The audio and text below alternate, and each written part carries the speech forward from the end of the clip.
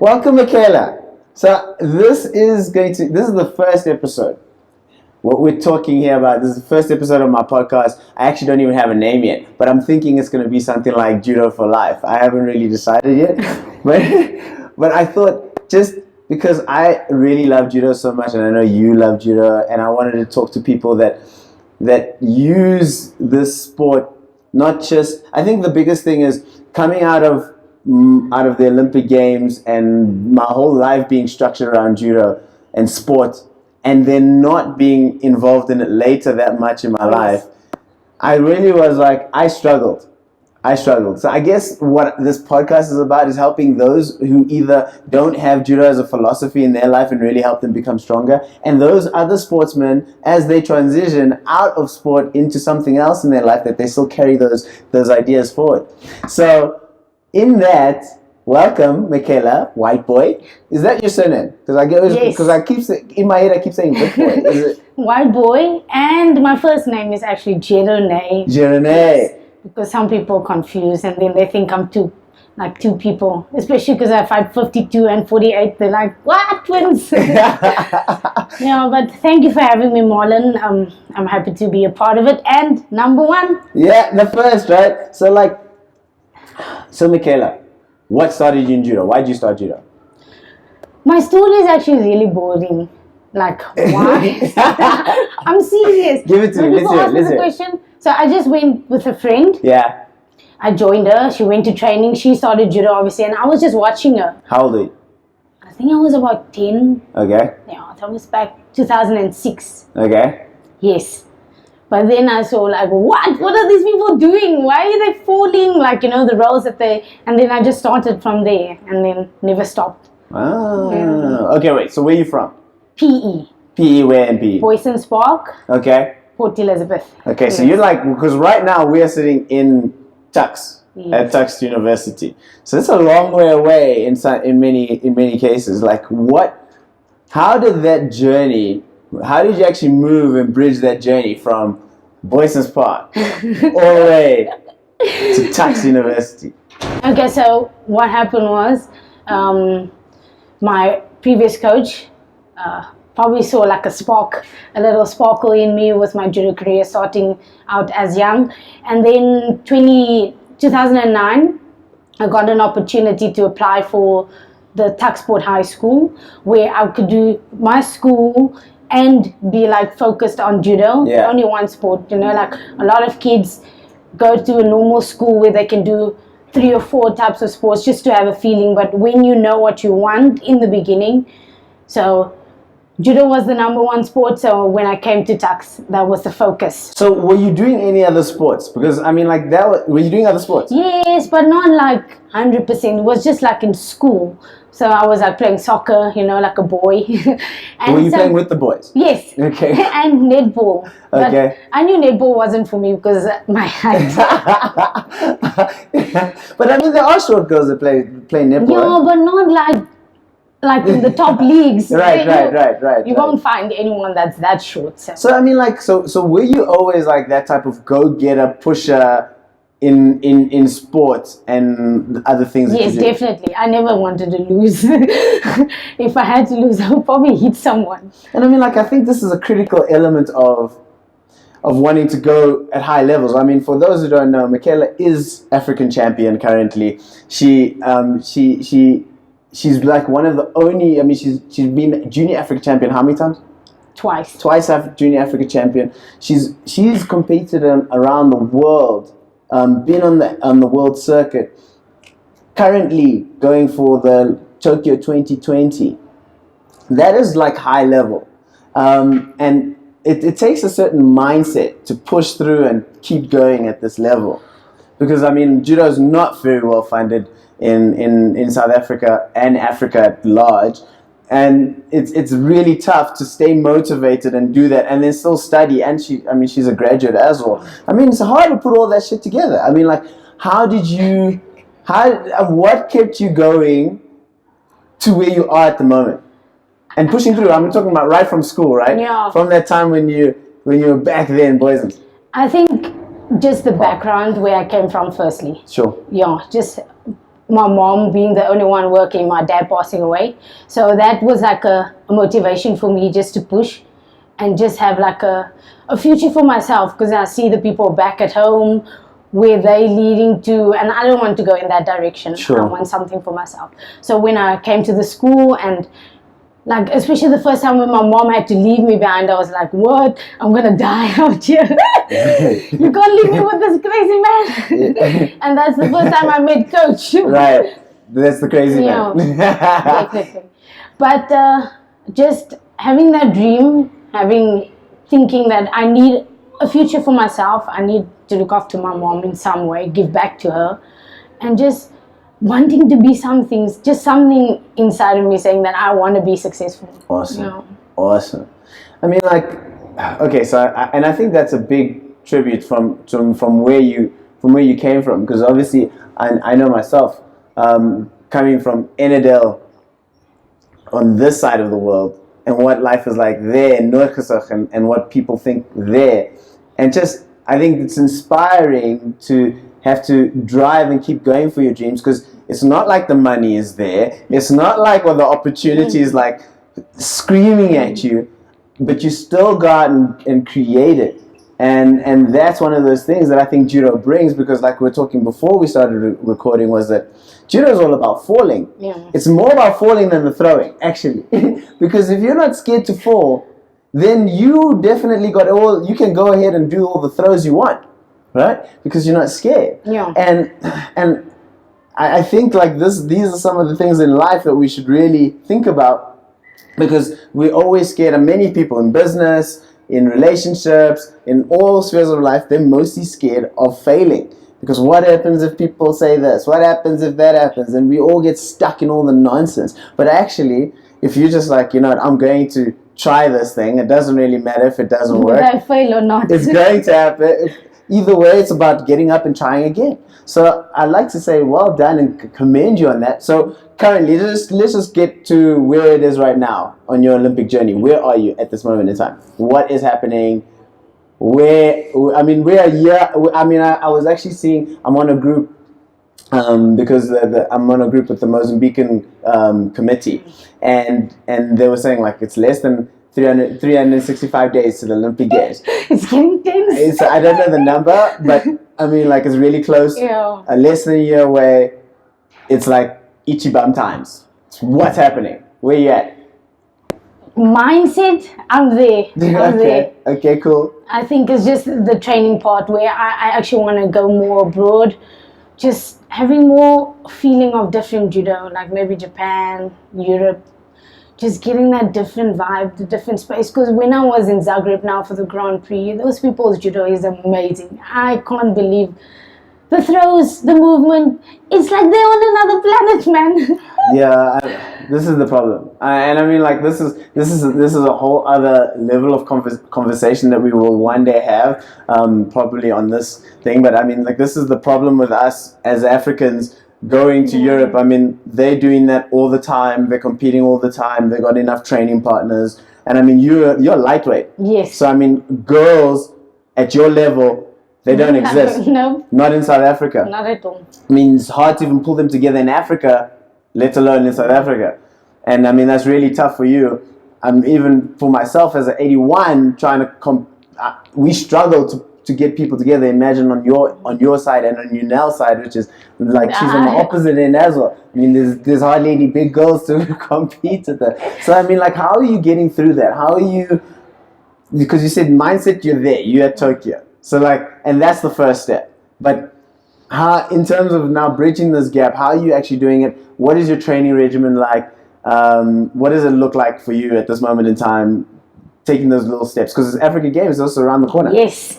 So right now we're focusing on Africa Games, even though it doesn't count like towards the bigger games. But for me, just to challenge myself and see where I'm at. And it is preparation for the World Champs. So right. Yes, we're just focusing on tactics. What I need to do to get to the same level as the people in Europe, the tactics, mindset.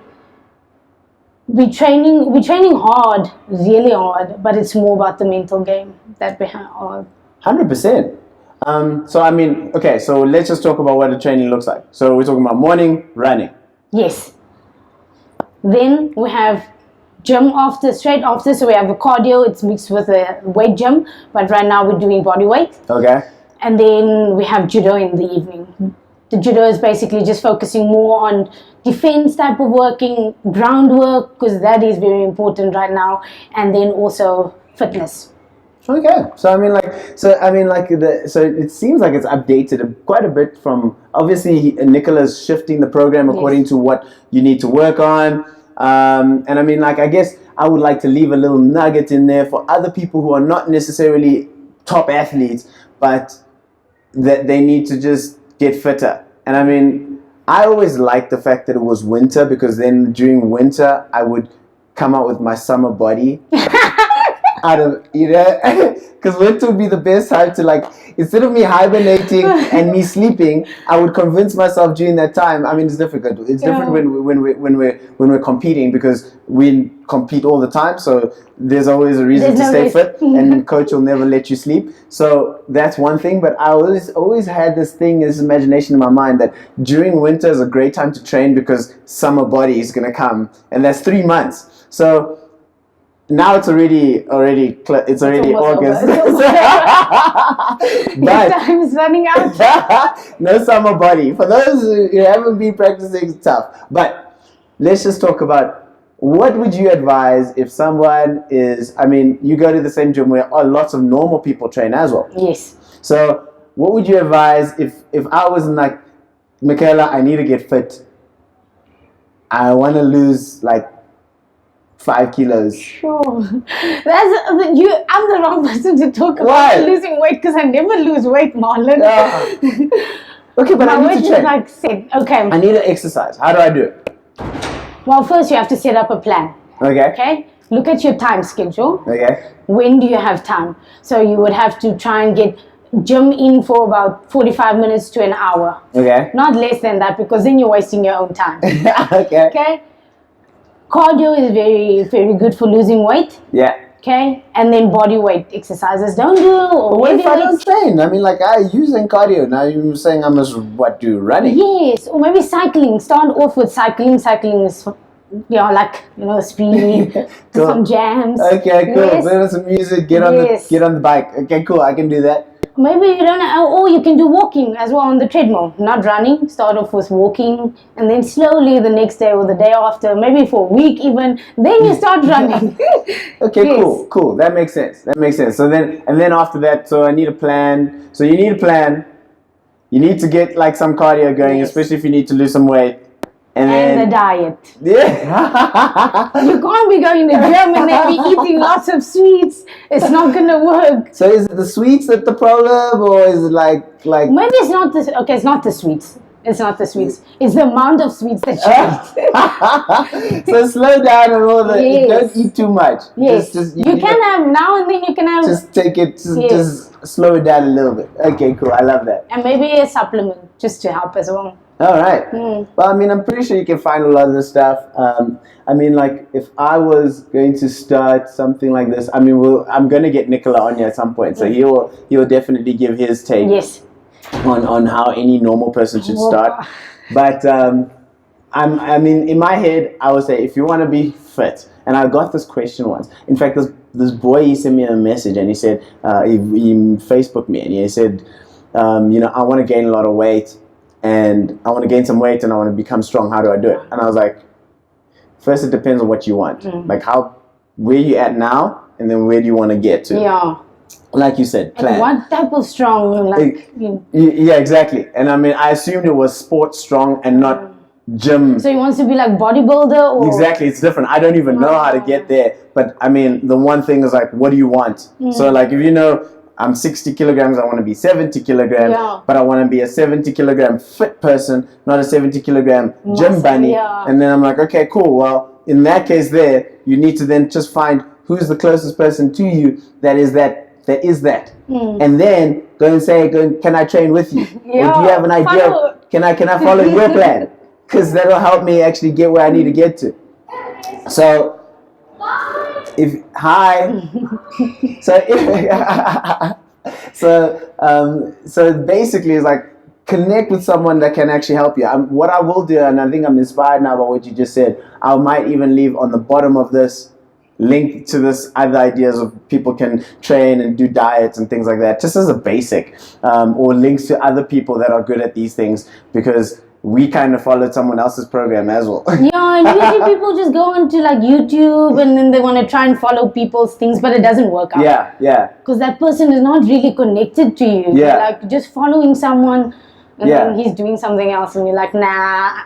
But it's not better anymore to do. for It's me. better to do something that's more in line with what the goals you have, and I think that's like the first thing you said that, which makes so much sense. So Michaela, thank you very much for joining me on this. We're gonna definitely have another one. So who's your favorite? Who's your favorite person right now? Right now, your favorite judo player right now. Who's doing amazing judo that you like? This person's awesome. There's so many. It really Okay, give me the list. Even if it's 3 or 4. There's not specific people. I think I'm more to the country than what I am to like the person. Interesting. Like who? Like which? Russia. Russia. Okay. Because of the wrestling. Okay. Maybe Mongolia as well, because they have changed a lot into the wrestling type of Judo. judo, yes. Yeah. But then Japan, definitely. Oh yeah. Okay. If I had to go on the same, not a fan of Japan. I've never been because they're always just too awesome. They kill everybody. So you want to cancel them out? So I'm always like bugger the Japanese, kill the Japanese. So I'm very happy when they lose. But if I had to do the same in terms of country, Georgia for me. Oh, yeah. The last competition, especially Zagreb, was awesome. I mean, like that 81, they got that one kid. He didn't fight now, but he I think he's the European champion. But I think it was the 57 as well. Did you see the 57? Yeah, Whoa. Ekaterini Liptiniani. Yes. Awesome judo, uranagi from hell. But uranagi is a suplex, it's just for those who don't know. And a suplex is that back angled throw, which we really love quite a bit. And so Georgia, I would say, Russia actually did quite well. But who else as well? I'm kind of liking at the moment in terms of country. I mean, I really was impressed by Sweden. Robin? You're speaking about Robin. Or you're speaking about Sweden? We're talking about country right now. Okay. So, I mean, look, Robin, I think, did craziness by trying that uranagi the whole time. So especially going into the Georgians fight. Yeah, it kind of was like a bad idea. But I was really impressed by him and the 73 who won European champion. He the European Games champion. Okay, I don't know. I just need to find Tommy. Yes. Yes. Macias. Yes. Tommy Macias. He has a different way of doing judo. He also did, it's a very close fight, and he actually fought against an Azerbaijani that's his fight, and he beat him in his own game. So I thought that was really awesome. The Swedish, on a whole, even the girls 63, the 100, they all fighting really, really well. So I thought the Swedish, I just need to give a shout out to the Swedish and to what is the other one, the Georgians. Yes, they did awesome last competition. So just I'm not even sure when the next one will be. I'm probably gonna try and do these as much as possible. But I want to thank you for being my first guest. Good luck at the African Games, even though it's not for points. I just want to leave something with you. Is that that is the African Games and the Commonwealth Games. Those are two competitions that don't count for Olympic Games, but it's the one moment that the whole country's watching, and for the powers that be SASCOC and whatever the Olympic committees, that's when they're paying attention, and that's where the funding comes from. So meddling at those competitions is good for them and therefore good for you. Because if you do it then, it's like, oh, you got a good chance of doing an Olympic Games. They see you. So go knock it out the park. Do it again. I believe in you. I know everybody at this club believes in you. And we're all rooting for you to go and just give it your all.